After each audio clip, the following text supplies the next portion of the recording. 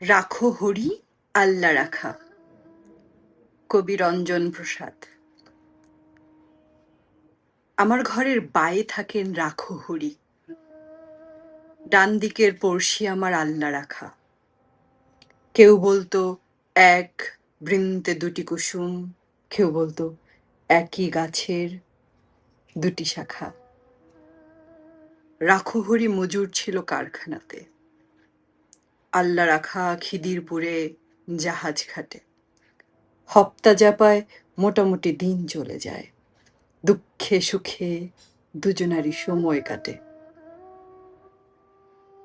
মাঝখানে যে আমি, ওহো ভুলেই গেছি, ধর্মবাজাত কি যে আমার কেউ জানে না। রাখো হরি আল্লা রাখা ভেবেই মরে, আমার নিরেট অবস্থাটা কেউ মানে না। রাখো হরি শুধ হয়ে চাচা খোদায় ডরাও, আমি বলি খোদা তো নয়, খিদে ডরাই। এর চেয়ে বড় শত্রু তো আর নেই এদেশে, তার বিরুদ্ধে আমার জেহাদ জানের লড়াই। রাখো হরি বলে দাদা বাক্কি রাখো, কষ্ট যা পাই সবই আগের জন্ম পাপে। ইহকালের হরিনামের জপ না নিলে পরকালে পুড়তে হবে মনস্তাপে। হেসেই বলি তোমার হরি মাথায় থাকুন, পাপের বোঝা দাও চাপিয়ে আমার ঘাড়ে। তোমার মতো ভক্তজনের বইলে বোঝা, এতেও যদি আমার কিছু পুণ্যি বাড়ে। এভাবেই দিন চলছিল বেশ। হঠাৎ সেদিন হিসহিসিয়ে সাপের মতো গুজব ছড়ায়, পীর সাহেবের মাজারে এক মরা শুয়োর মরা গরুর শিং পড়েছে বামুন পাড়ায়। ছড়িয়ে গেল দাঙ্গা দাবানলের মতো।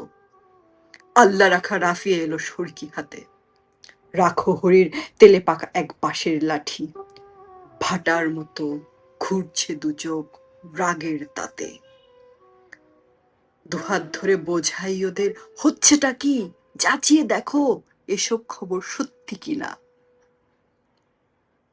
আল্লা রাখা বলে কাফের হাট যাবি, ম্লেচ্ছ চেঁচায় রাখো হরি আর ছুবি না। রক্তগঙ্গা বইল আমার চোখের আগে, জখম হয়ে জ্ঞান হারালাম পথের ধারে। ততক্ষণে ওরাও দুজন ভূতল শুই পরস্পরের সরকি এবং লাঠির মারে। কার যে কত রক্ত সেদিন ভিজল জমি, হিসেব তো নেই, দুটোই যে লাল। আর যা জানি রাখো হরি কাতরে ছিল জলের তরে, আল্লা রাখা চাইছিল এক আজলা পানি। বহু বছর লাগলো আমার ঘা শুকোতে, দেহেরটা নয় মনের ঘাটাই আসল দাগা। ঘরে যে যাই এই ইচ্ছেটাও আর ছিল না, ফিরবো কোথায়, ঘর তো আমার আগুন লাগা।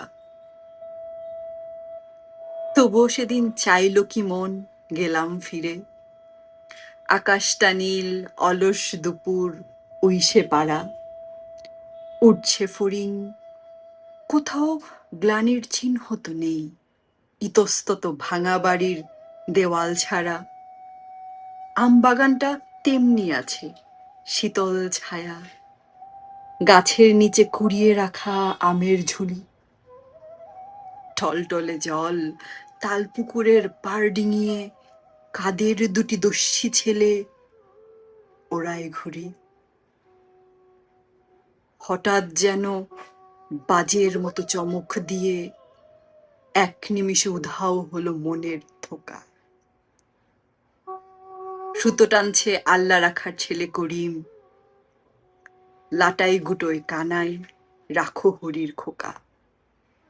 আমার ঘরের বায়ে থাকেন রাখো হরি, ডান দিকের পড়শি আমার আল্লা রাখা। কেউ বলতো এক বৃন্তে দুটি কুসুম, কেউ বলতো একই গাছের দুটি শাখা।